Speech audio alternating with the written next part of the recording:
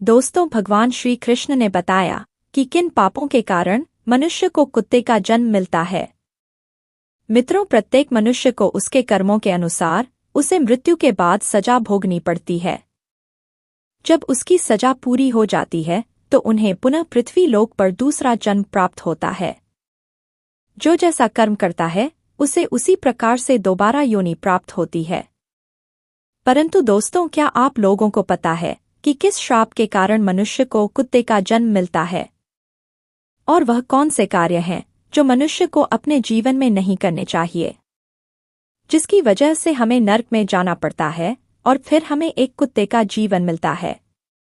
मित्रों, हिंदू ग्रंथों के अनुसार इस धरती पर रहने वाले सभी मनुष्यों को मृत्यु के बाद उसके कर्मों के अनुसार अलग अलग योनियों में जन्म मिलता है।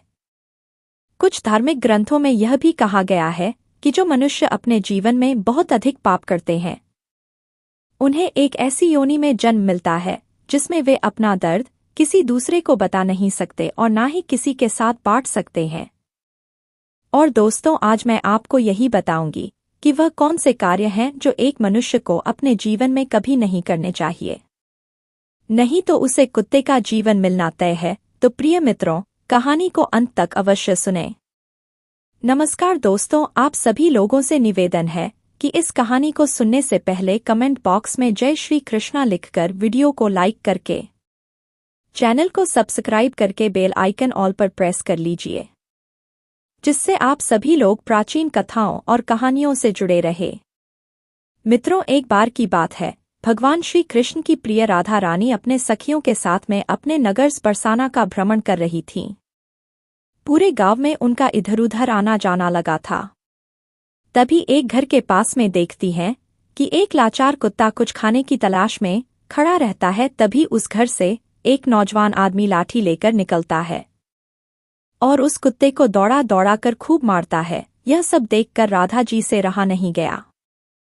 उन्होंने अपनी सखियों से कहा, मेरी प्यारी सखियों, आप सब अपने अपने घर को चली जाओ। अब मैं यहाँ से अपने प्रभु कान्हा के पास जाऊंगी और उनसे कुछ प्रश्न पूछूंगी। फिर वहां से राधा रानी भगवान श्री कृष्ण से मिलने के लिए चल देती हैं।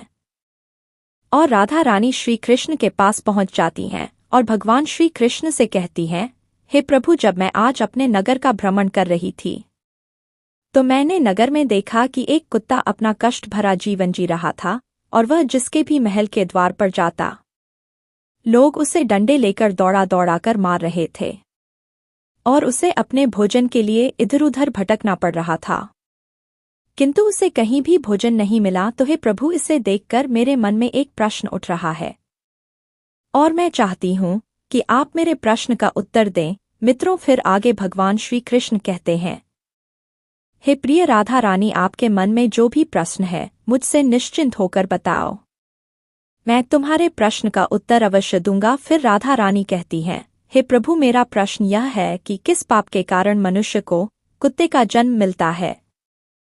मित्रों, फिर आगे भगवान श्री कृष्ण कहते हैं, हे प्रिय राधा रानी, आज मैं आपको एक कथा सुनता हूँ जिसे सुनकर आपको आपके प्रश्न का उत्तर अवश्य मिल जाएगा। इसीलिए हे प्रिय, इस कथा को पूरे मन से सुनना। फिर आगे राधा रानी कहती हैं, हे प्रभु, आप कथा सुनाइए, मैं पूरे मन से इस कथा को सुनूंगी। मित्रों, तो कथा को सुनाते हुए आगे भगवान श्री कृष्ण कहते हैं, हे प्रिय राधा रानी, एक समय की बात है जब भगवान श्री राम अपनी सभा में बैठे हुए थे। तभी उन्हें एक कुत्ते के रोने की आवाज सुनाई दी। तभी सभा में मौजूद द्वारपालों ने कुत्ते को वहां से भगा दिया और अगले दिन फिर से वही कुत्ता उसी स्थान पर आकर रोने लगा और द्वारपाल ने इस बार भी उस कुत्ते को वहां से मारकर भगा दिया। और सभा के तीसरे दिन भी वही कुत्ता उसी स्थान पर आकर फिर से रोने लगा। तो भगवान राम के मन में एक प्रश्न उठने लगा कि आखिर यह कुत्ता रोज रोज मेरे दरबार के बाहर ही क्यों रोता है? और फिर भगवान राम ने उस कुत्ते के रोने का कारण जानना चाहा और द्वारपाल से कहा कि उस कुत्ते को यहाँ बुलाकर लाओ। तो उस कुत्ते को बुलाने के लिए द्वारपाल उसके पास गए और बोले, प्रभु श्री राम ने तुम्हें अपने दरबार में बुलाया है। तो कुत्ता बोला, हे द्वारपाल, मुझे एक ऐसी योनि में जन्म मिला है जिसका मंदिर, राजभवन, रसोई घर और गौशाला जैसे पवित्र स्थानों पर जाना मना है। तुम जाकर प्रभु श्री राम से कहे दो कि वे स्वयं मुझसे मिलने के लिए यहाँ पर आने का कष्ट करें। और फिर द्वारपाल ने कुत्ते की सारी बातें भगवान श्री राम से जाकर कहीं। और ऐसा सुनकर भगवान श्री राम स्वयं उस कुत्ते के पास गए और उससे कहा कि तुम रोज मेरे दरबार के बाहर आकर क्यों रोते हो। तो कुत्ते ने भगवान श्री राम से कहा, हे प्रभु, मैंने कोई अपराध नहीं किया है, फिर भी एक सन्यासी ने मुझे पत्थर से मारा है, जिसके कारण मेरा पैर टूट गया है और अब मुझे बहुत पीड़ा हो रही है, और इसी कारण मैं रोज आपके दरबार में आकर रोता हूँ। मित्रों, फिर आगे भगवान श्री कृष्ण कहते हैं, हे प्रिय राधा रानी, उस कुत्ते की पीड़ा को देखकर प्रभु श्री राम को बहुत दुख हुआ। फिर भगवान श्री राम ने अपने दरबारी को अपने दरबार में बुलाया और कहा, हे दरबारी, जाओ, जाकर वह सन्यासी जहां भी हो उसे ढूंढ कर हमारे दरबार में अति शीघ्र लेकर आओ। भगवान श्री राम की आज्ञा पाते ही उनके 2 सैनिक वहां से सीधा सन्यासी के घर पहुंच गए और उस सन्यासी को पकड़कर अपने साथ में लेकर के भगवान श्री राम के दरबार में आ गए। फिर उस सन्यासी कहा, क्या यह सत्य है कि तुमने इस कुत्ते को पत्थर मारा है, जिससे इसका पैर टूट गया है और यह अब ठीक से चल भी नहीं पा रहा है? तो इसने क्या अपराध किया था जिसके कारण तुमने इस बेजुबान कुत्ते का पैर तोड़ दिया? तब वह सन्यासी कहता है कि हे प्रभु, मैं भिक्षा के लिए रास्ते से जा रहा था, तभी इस कुत्ते ने मेरी भिक्षा का अन्न छू लिया था और इसी वजह से मुझे क्रोध आ गया और मैंने पत्थर उठाकर इसको जोर से मार दिया, जिसके कारण इसका पैर टूट गया। सन्यासी की यह बात सुनकर श्री राम ने कहा, क्या आपको पता है कि यह एक ज्ञान भिन्न पशु है? यह अपना पेट भरने के लिए ऐसा करते हैं और इनको इतनी अक्ल नहीं है कि ऐसा नहीं करना चाहिए, और यदि इस कुत्ते ने आपके अन्न को छू लिया था तो इसमें इसका कोई अपराध नहीं है और ऐसा करना तो इसकी स्वाभाविक प्रवृत्ति है, और इतनी सी बात के लिए आप इस कुत्ते को इतनी बड़ी सजा नहीं दे सकते हैं, और अपराध इसने नहीं, अपराध तो आपने किया है, जो एक सन्यासी होकर इस कुत्ते का पैर तोड़ दिया है, इसलिए आप ही इसके अपराधी हैं। मित्रों, फिर आगे भगवान श्री कृष्ण कहते हैं, हे प्रिय राधा रानी, भगवान श्री राम उस कुत्ते से कहते हैं कि यह सन्यासी तुम्हारा अपराधी है और तुम जो चाहे वह सजा इसको दे सकते हो। फिर भगवान श्री राम की यह बात सुनकर उस कुत्ते ने कहा, हे भगवान, इस सन्यासी को किसी महल का राजा बना दिया जाए। तो श्री राम ने उस कुत्ते की बात को स्वीकार कर लिया और उस सन्यासी को सुंदर वस्त्र पहनाकर एक घोड़े पर बिठा दिया और उस सन्यासी को एक महल में ले गए और वहां का राजा बना दिया। जब वह सन्यासी राजा बनकर एक स्वर्ण से बनी हुई सिंहासन पर बैठ गए, उसे वस्त्र भी राजा महाराजा जैसे मिल गए। इतनी सारी सनो सौखत को पाकर वह सन्यासी अति प्रसन्न हुआ। फिर सोच रहा था कि मैंने अपने जीवन में कभी सपने भी नहीं देखा था कि मैं एक राजा बनूंगा, और एक कुत्ते ने मुझे राजा भी बना दिया। सच में इस कुत्ते में अक्ल नहीं है, क्योंकि मैंने उसकी टांग तोड़ दी, पर उसने मुझे सजा देने के बजाय महल का राजा बना दिया। और यह सब कुछ देखकर लोग बहुत आश्चर्यचकित थे, और लोगों ने प्रभु श्री राम से पूछा कि हे प्रभु, इस कुत्ते ने इस सन्यासी को सजा देने के बजाय महल का राजा क्यों बना दिया, जबकि उस सन्यासी ने तो कुत्ते का पैर तोड़ दिया था।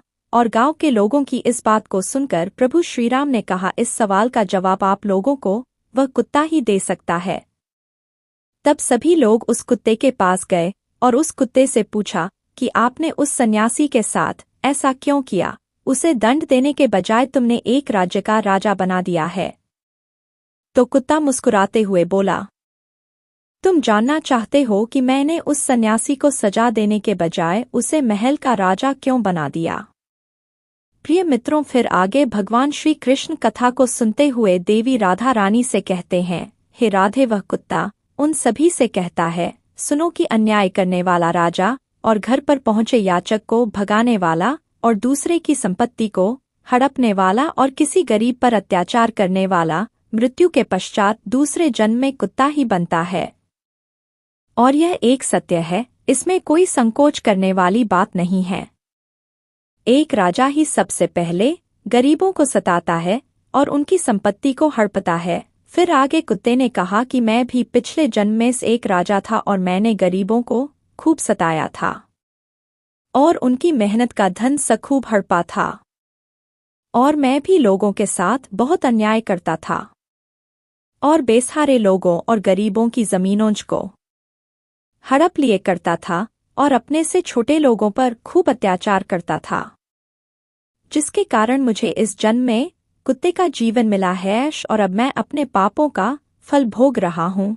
और मैंने उस सन्यासी को इसीलिए राजा बनाया है ताकि उसे भी अगले जन्म में कुत्ते का जीवन मिले, और तब उसे पता चलेगा कि कुत्ते की जिंदगी कैसी होती है और अपना पेट पालने के लिए कितने लोगों से मार खानी पड़ती है। और हम कुत्तों का जीवन आसान नहीं होता है। प्रिय मित्रों, भगवान श्री कृष्ण कहते हैं, हे देवी राधा रानी, यह वही लोग हैं जो पाप धुलने के लिए गंगा जी में जाते हैं, किंतु वहां से आते ही फिर से पाप करना शुरू कर देते हैं। और फिर आगे राधा रानी कहती हैं, हे प्रभु, क्या गंगा जी में पाप नहीं धुलते हैं? तो भगवान श्री कृष्ण मुस्कुराते हुए कहते हैं, हे प्रिय राधा रानी, गंगा जी में वही पाप धुलता है जो अनजाने में हो जाते हैं। जानबूझकर किए गए पाप कभी नहीं धुलते हैं। और गंगा जी में स्नान करने से वही मनुष्य पवित्र होता है जिसका मन साफ हो और मन में कोई छल न हो तथा मन में गंदे विचार न हो। और गंगा जी में छल करने वाले और दूसरों की बहन बेटियों पर बुरी नजर रखने वाले लोगों का कुछ नहीं होता है। और प्रत्येक मनुष्य को अपने कर्मों का फल अवश्य मिलता है। मित्रों, इसीलिए आप लोगों से हाथ जोड़कर अनुरोध है कि किसी बेजुबान जानवर को अगर हम लोग एक वक्त पेट भरने के लिए अन्न नहीं दे सकते तो उन्हें कष्ट पहुंचाने का भी हमें हक नहीं है। और आप लोगों से मेरा हाथ जोड़कर निवेदन है कि किसी भी बेजुबान जानवर को कभी भी कष्ट ना दें। यदि कोई कुत्ता या बेजुबान जानवर आपके घर पर आता है तो उसे यदि रोटी नहीं दे सकते तो उसे मारो भी मत, क्योंकि वह भी एक जीव है, उसे भी दर्द होता है और ईश्वर सबके पापों को देखता है। मित्रों, इस प्रकार से भगवान श्री कृष्ण ने अपनी प्रिय राधा रानी को बताया कि कौन से पापों के कारण मनुष्य को कुत्ते का जन्म मिलता है। मित्रों, उम्मीद करता हूँ आप सभी लोगों को यह हमारे द्वारा बताई गई कथा आप लोगों को पसंद आई होगी। अगर आप लोगों को यह कथा पसंद आई हो तो वीडियो को लाइक जरूर करें और कमेंट में जय श्री कृष्णा लिखकर चैनल को सब्सक्राइब करके बेल आइकन ऑल पर प्रेस कर लीजिए, जिससे आप सभी लोगों को ज्ञान की प्रेरणादायक कथाएं सबसे पहले प्राप्त हो सकें। दोस्तों, वीडियो को पूरा देखने के लिए आप सभी लोगों का धन्यवाद।